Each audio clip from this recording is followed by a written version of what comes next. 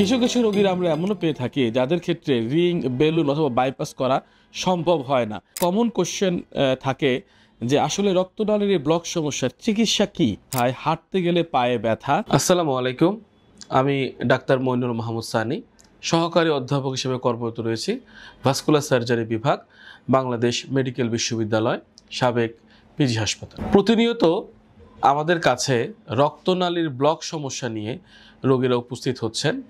রক্তনালীর block সমস্যায় সাধারণত রোগীদের হাতে পায়ে ঘা, হাতে পায়ে পুজ, পানি এগুলো নিয়ে আমাদের সামনে উপস্থিত হন।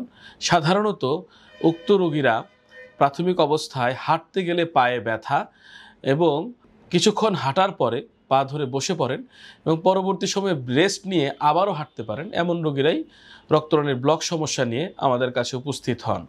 সবারই একটি খুব কমন কোশ্চেন থাকে যে আসলে রক্তনালীর এই ব্লক সমস্যার চিকিৎসা কি? প্রাথমিক অবস্থায় যখন রোগীরা আমাদের কাছে আসেন তখন শুধুমাত্র ওষুধপত্রের মাধ্যমে রক্তনালীর ব্লক সমস্যার চিকিৎসা করা সম্ভব।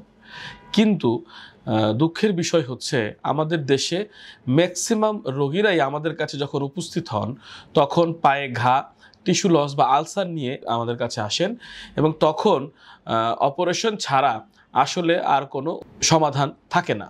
অপারেশন করার পূর্বে ডুপ্লেক্স আলট্রাসোনোগ্রাম পরীক্ষা করার মাধ্যমে রক্তনালীর ব্লক সমস্যা নির্ণয় করা হয়। পরবর্তীতে এনজিওগ্রাম পরীক্ষার মাধ্যমে কনফার্মেশন পাওয়া যায়। যখন একটি রক্তনালীর ব্লক সমস্যা ধরা পড়ে সাধারণত আমরা চেষ্টা করি কাটাছেঁড়া ছাড়া রিং বেলুনের মাধ্যমে রক্তনালীকে আবার সচল করার চেষ্টা করি। অনেক সময় দেখা যায় রিং বেলুনের মাধ্যমে যদি করা না যায় সেক্ষেত্রে কেটে বাইপাস অপারেশন করা লাগতে পারে।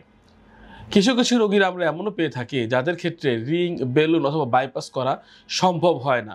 সে সকল রোগীদের ক্ষেত্রে আধুনিক বিশ্বে স্টেম সেল থেরাপি ও প্রোস্টাগ্ল্যান্ডিন থেরাপির মাধ্যমে আমরা রক্তনালীর ব্লক সমস্যার সমাধানের চেষ্টা করি। আজকের মতো এতটুকুই। আসসালামু আলাইকুম।